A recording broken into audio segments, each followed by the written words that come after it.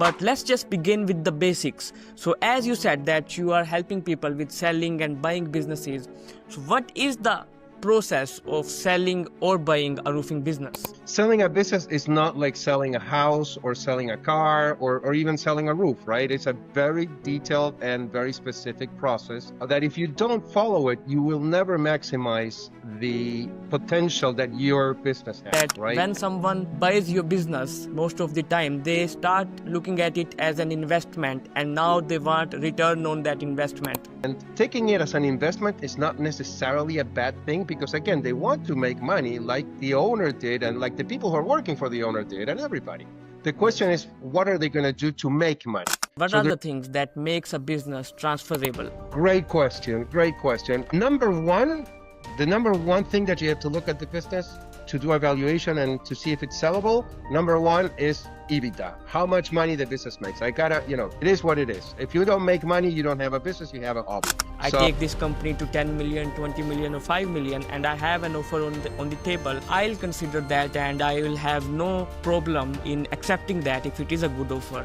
But at the same time, there is a group of roofers who say that I will never ever sell my roofing business because I am creating something for my family or a legacy that I want to continue. Fortunately, they're actually called the 5 Ds of selling a business, and then they all start with D: death, disease, divorce, and what have you. But you were not planning to sell the business. So if you're not planning to sell the business and all of a sudden you have to sell it, well, you're not going to get the same amount of money if you were prepared for selling it or not. So give me 5 reasons someone should not sell their business. First of all, you shouldn't sell the business if you're in your 30s, 40s, and you still have a long way to go, right? So don't sell it at the beginning, because if you sell it at the beginning, you're probably not going to get the most out of it, and now you become an employee of whatever company you sell to. So what are the things a roofing business owner should be concerned about when we talk about these agreements specifically? Okay, great question. The first thing you need to be concerned about is who is the buyer, because that's going to tell you whether it's going to be the good or bad in the deal, right? So you really need to research the buyer and don't rely on a nice fancy website, okay? Then how do you see the market in roofing, particularly in the next 10 or 20 years?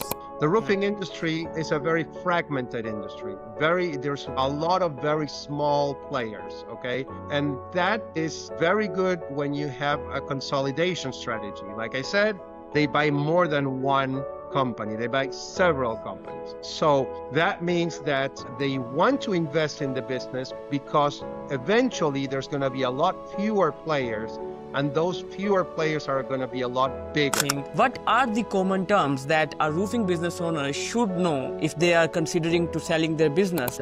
Okay, EBITDA is one of the least understood terms by sellers, and I'm going to talk about that a little bit in detail. So EBITDA is actually earnings, E, before interest, tax, depreciation, and amortization. EBITDA. Okay, what does that mean? That's what the business makes in cash for the owner. My last question to you would be, what do you feel are the mistakes that you made as a broker that costed you some opportunities, and how did you fix them later on in your career?